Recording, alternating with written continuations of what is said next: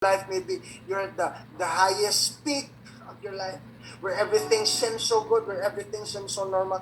But I tell you, there is nothing like the presence of God. Amen. There will be never like the presence of God. As Christians and as believers, it's the presence of God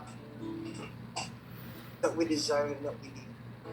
So right now, wherever you are right now, I want you to open up your cameras. You know, people who are in Zoom, I want you to open your cameras.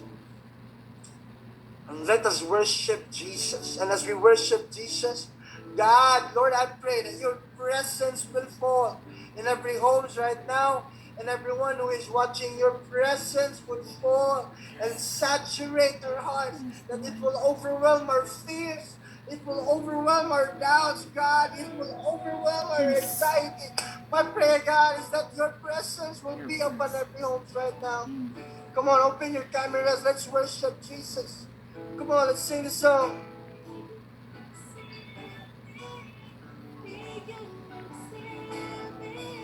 Come on, sing it out. Kung wala ka, di gyud magsilbi. Come on, sing it out. Di gyud magsilbi, di gyud magsilbi. Kung wala, di gyud magsilbi. Come on, sing it out. Worship Jesus. Di gyud magsilbi. Come on, everyone in the Zoom, people who are in Facebook Live, come on. Di gyud magsilbi. Come on, sing it out. Kung wala ang imong presensya,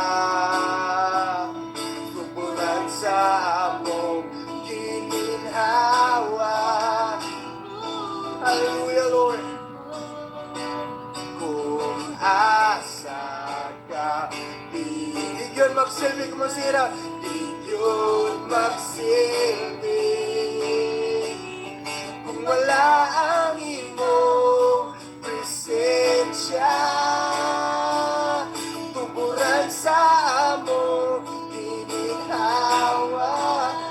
O palikod, kung asa. Come on, sing it out. Di gyud magsilbi.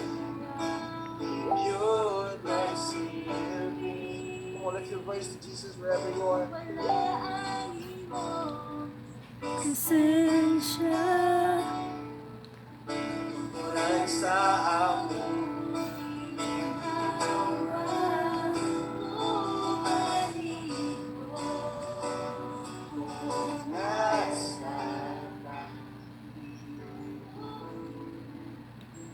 right now, wherever you are, kung asa ka karon, wherever you are listening right now,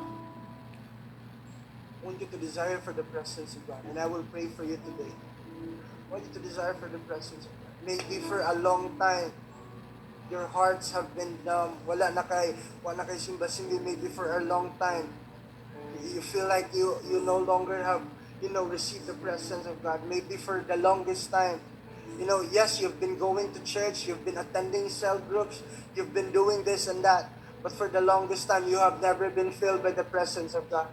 So right now, I want you to lift up your hands wherever you are right now. People in Zoom, people in Facebook Live, I want you to lift up your hands to Jesus. God, I pray for everyone watching. God, I pray that you would consume them with your presence. God, I pray that you would overwhelm them with your presence. I don't know what they're going through right now. I don't know the circumstances that they have right now. I don't know what fears they have in their heart, what anxieties they have in their heart, what frustration and what discouragement they have in their hearts. But I pray, God, that your presence would overwhelm. Your presence would overwhelm every fear, God. That your presence, mapagtigbabaw, that we would be able to go through what we are going through because your presence is there. I pray for every family. Let your presence be upon every family. Be upon every home.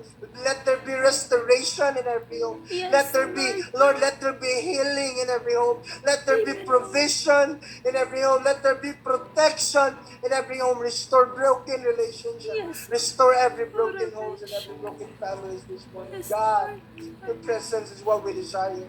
And your presence is what we long for. in everything that we do.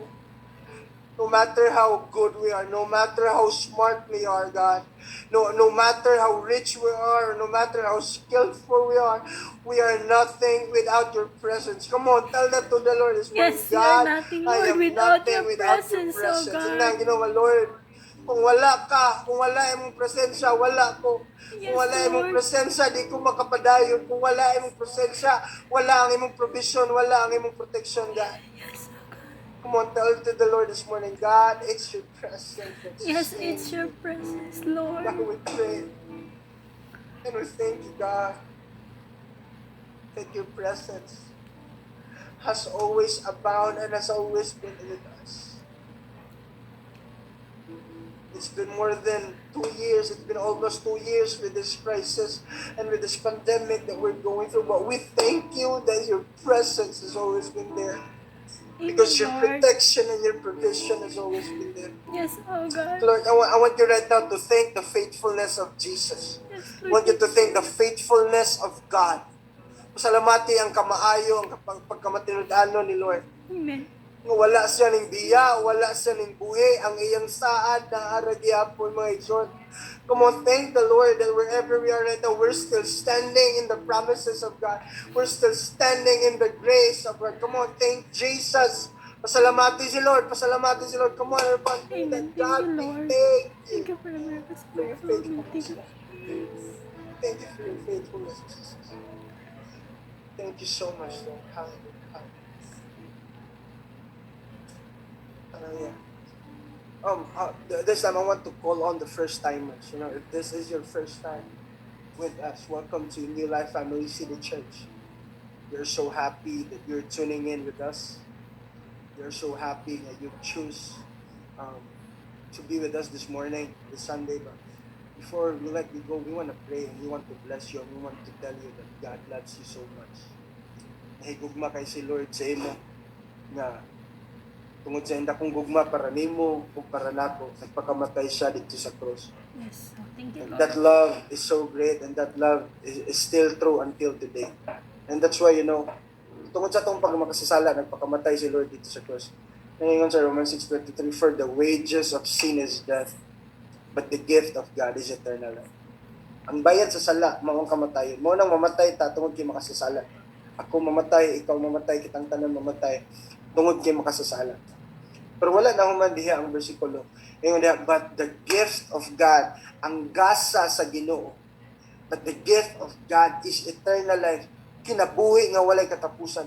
Yung kinabuhi nga walay katapusan mo ni nga makiguban ta sa Ginoo hangtod sa walay katapusan. But the gift of God is eternal life through Christ Jesus our Lord. Pinaagi ni Jesucristo nga nagpakamatay sa cross. Gusto ba ka nga mabatunan ang kinabuhi nga walay katapusan? Pinaagi lamang ni Jesucristo nga ato siyang tuutang nga nagpakamatay siya dito sa cross, mutuutang nga iyat ang gipasaylo mo angkon ta sa atong nga sala ug atong abrihan ang atong kasing-kasing, ato siyang imbitaron ug ato siyang pasudlon sa atong kinabuhi. Sure, that person who wants to receive eternal life, and as you do this, you're not accepting religion, you're not accepting church, you are literally building and accepting your relationship with Jesus Christ. If you do this, let's bow down our heads and close our eyes. And I want you to repeat after me. Father, thank you that you have died on the cross for my sins. Thank you that you have forgiven me with all my sins for all the things that I have done